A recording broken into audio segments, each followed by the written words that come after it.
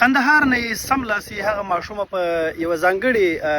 الوتکه کې کابل ته انتقال کړه چې په ستوري کې کوم څه نښتي وو او په ټول قندهار کې داسې یو روغتیایي ادرس نه و چې هغه دې راوباسي او بالاخره په دې هکله باندې یو بیړنی اقدام دا وشو چې هغلته د شته قلي اردو له لورې د کابل ته انتقال شوه او په کابل کې شیبه وړاندې د روغتیا وزارت ویان ولیکل چې په هوایي میدان کې ورته یا په هوایي ډګر کې ورته دستي امبولانس تیار دی، د ډاکټرانو ټیم تیار دی او زر به د درملنه پیل شي. سهار خبر راغی چې په قندهار کې یوه ماشومه نجلۍ چې په انځور کې ګورئ د پستوني کې یو څه نښتي دي، څوک وایي چې د لوبیا دانه ده، څوک بل څه وایي، خو څوک نه دي توانېدلي چې هغلته د روغتیایي ښه کې درملنه یې وکړي. بالاخره کابل ته انتقال شوه، ورسېده او هغلته روغتیایي ټیم به زر په دې باندې کار وکړي چې دغه ماشوم روغتیا ته زیان ونه رسېږي او بالاخره ښه شي. بحث دا دی چې موږ په قندهار غوندې په یو لوی ولایت کې زه د طب په اصطلاحاتو او په دې مسایلو نه یم خبر، خو حد اقل عموم کې به دې خبر یم چې یاره دغومره یو ډاکټر نشته و یا دغومره یو روغتیایي ادرس نه و چې د ماشومې په ستوني کې چې کوم څه نښتي دي دا تشخیص کړي، دا راوباسي یا مثلا دا عملیات کېږي، څه چاره پې کېږي. یوازینی مرکز کابل دی چې باید دا چاره ترسره کړي. ښه فرض مثال که دغه ماشومه په داسې یوه کورنۍ کې وی، په داسې یوه ولسوالۍ کې وی، په داسې یو کلي کې وی چې هغلته نه انټرنیټ وی، نه رسیدګي وی، چې څوک خبر شوي وی چې دی په انتقال کړی وی مرکز ته، کابل ته یا بل روغتون ته، نو دا بیچاره به مړه کېده. او همداسې زمونږ هره ورځ په لسهاو خلک په ټول وطن کې له دغسې سختو مرموزو پیښو نه مړه کېږي.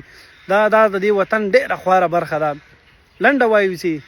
تعلیم په خپلو بچیو په خپلو ځانونو فرض وبولئ. روغتیایي برخه خصوصا بیا عصري علوم، ټکنالوژي، په دې ټولو باندې زموږ استاد تمرکز باید سلسله وي او هره ورځ یې اړتیا وینو او هره ورځ موږ مستقیما مثالونه وینو. نو لطفا خپلو بچیانو باندې په خپلو ځانونو باندې تعلیم فرض وبولئ او دې برخې ته کار وکړئ.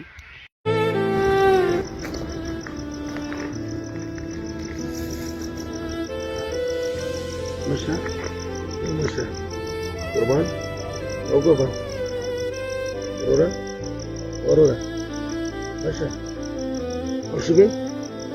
وديه بچي ورجي بدل غير فرق ها ماشي وقرا وجي بچي دوقرا هذا وقرا بچي دوقرا لكي ها ترجي وقرا ورجي بدل غير ها هذا وقرا بچي ورورا هذا شو وقرا ها وقرا بچي كده بچي كده نادي كده ورجي نادي كده ورجي نادي كده بچي خلي نادي كده نادي ورجي بدل ورجي وقرا ها بچي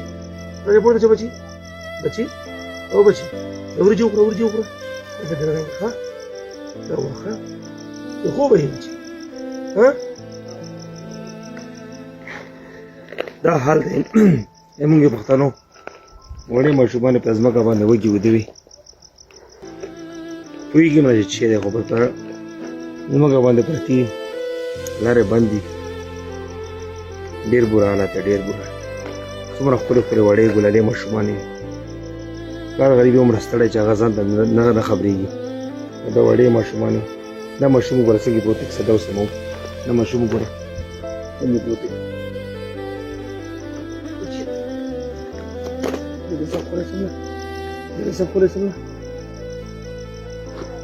دا ځمکه باندې بس